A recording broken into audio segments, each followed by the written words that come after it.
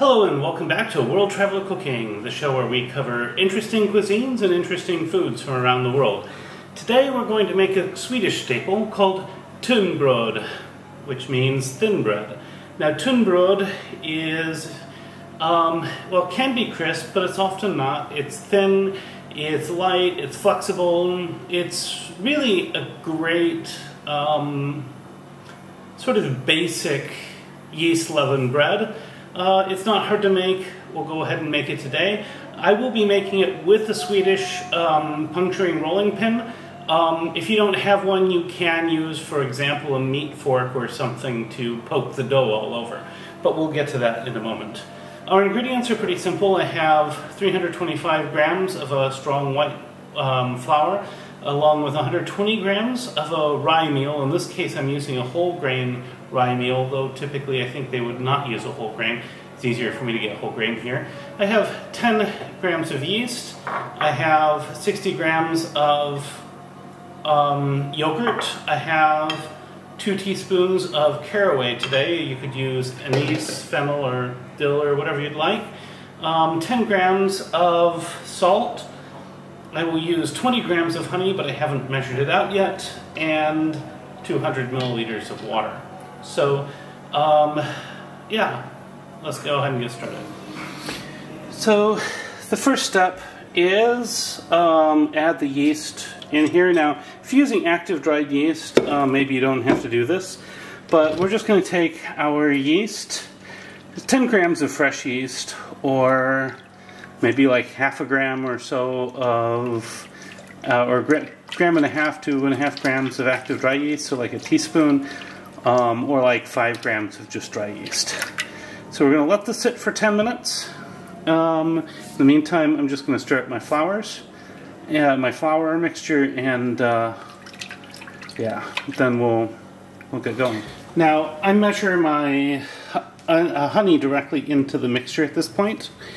That's just because honey is a pain to measure, so adding it into the dough directly is easy. So, it's now been 10 minutes, so we're just going to add all the rest of our ingredients in together. That includes the yogurt, the spices, the salt, the yeasty water, and I'm going to just start the stirring. It might be with a teaspoon, but I'll move to kneading with my hands pretty quickly. So you can use a machine, or you can use your hands for this. But you'll see it does stick together pretty quickly. Then I'm going to switch to kneading this by hand, and I'm going to knead it for, again, about 10 minutes. And then I'll be back. We'll put this in the refrigerator overnight, though you could just set it on the counter for like 4 or 5 hours. Yeah, so be back. So after 10 minutes of kneading, this is really rubbery and plastic. It's very nice. So I'll set this in the refrigerator overnight. Be back in the morning. So you can see this is after it's been in the refrigerator for a night. These dark spots are the seeds that I added. And now we're going to divide this into 6 pieces, and we'll roll each piece out. So now I have these scone-looking pieces. I will now roll them into a ball, each one into a ball, and yeah, so just take each one, just form into a ball, and now we will roll it out. So we're just going to roll this out into a rectangle.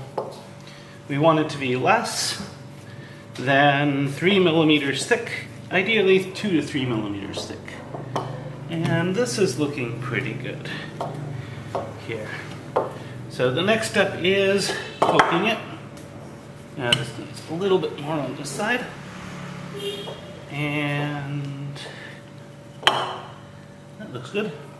So next you could poke with a fork, or you can just use one of these. And here we have this one. Now we're going to cook this in a frying pan. So I did have to re-roll this out on a floured board, so keep that in mind. We're now going to cook it for 2 minutes on one side and 1 minute on the other, and then we'll be on to our next one. So this is turned in another minute. I'll take this one off and put the next one on. You can see how much is puffed up. Now if we didn't poke it, it would puff up a lot more, and that would be a problem. And now for the taste test. I have a little bit of French butter here. I don't have Swedish butter here. I should have got some Danish butter. I can get Danish butter here. So I'm just going to take a little piece of this off. It looks pretty good inside.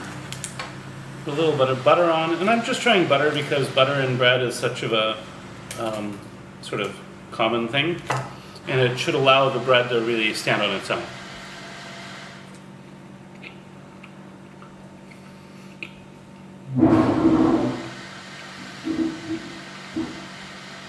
This is really, really nice.